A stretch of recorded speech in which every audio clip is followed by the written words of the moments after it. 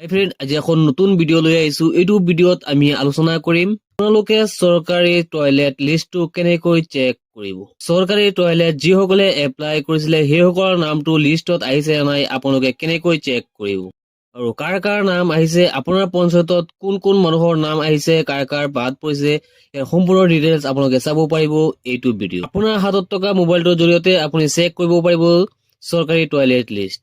গতিকে আপোনালোকে ভিডিঅ'টো অলপো স্কিপ নকৰিব।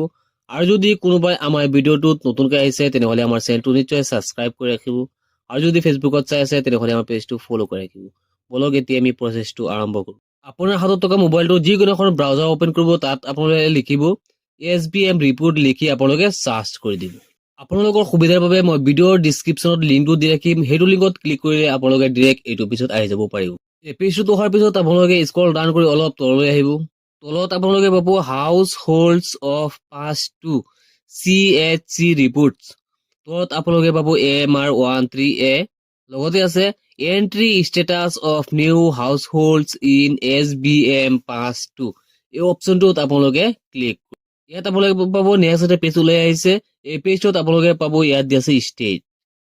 ইয়াত আপোনালোকে ষ্টেট নেমটো আপোনালোকে বিচাৰি উলিয়াব লাগিব। ইয়াত আপোনালোকে 4 নম্বৰত পাব আছাম। এই 4 নম্বৰত আছামটোত আপোনালোকে ক্লিক কৰি দিব। তাৰ পাছতে আপোনালোকে পাই যাব ইয়াত ডিষ্ট্ৰিক্ট নেম। ইয়াত গোটেইবিলাক ডিষ্ট্ৰিক্ট দি আছে অসমৰ। আপোনালোকে আপোনালোকৰ যিটো নিজৰ ডিষ্ট্ৰিক্ট হয় ডিষ্ট্ৰিক্টটো বিচাৰি আপোনালোকে এই ডিষ্ট্ৰিক্টখনত আপোনালোকে ক্লিক কৰি দিব।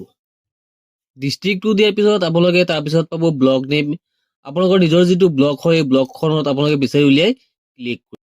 তাৰপিছত আপোনালোকে পাব ইয়াত পঞ্চায়ত নেম। আপোনালোকে আপোনালোকৰ নিজৰ পঞ্চায়তটো আপোনালোকে ইয়াৰ পৰা বিচাৰি উলিয়াব।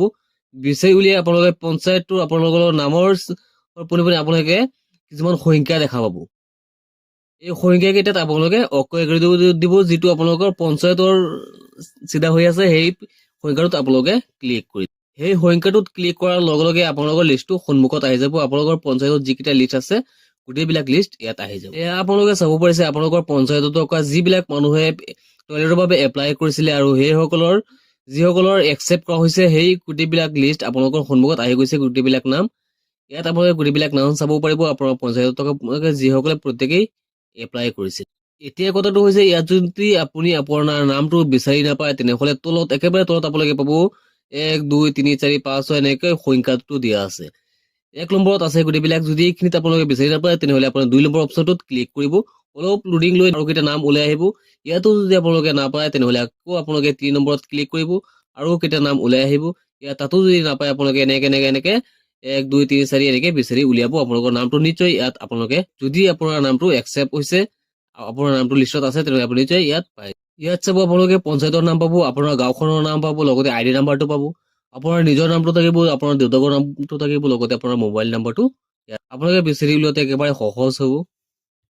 লগতে আপোনালোকে জেণ্ডাৰটো পাই যাব, পুৰুষে না মহিলাই এপ্লাই কৰিছে এই ডিটেইলছটো আপোনালোকে ইয়াত। আশা কৰিছো আপুনি নিশ্চয় বুজি পাইছে। এতিয়া আপোনালোকে নিজে নিজৰ নামটো মোবাইলতো উলিয়াব পাৰিব টয়লেটত আপোনাৰ নামটো আছে।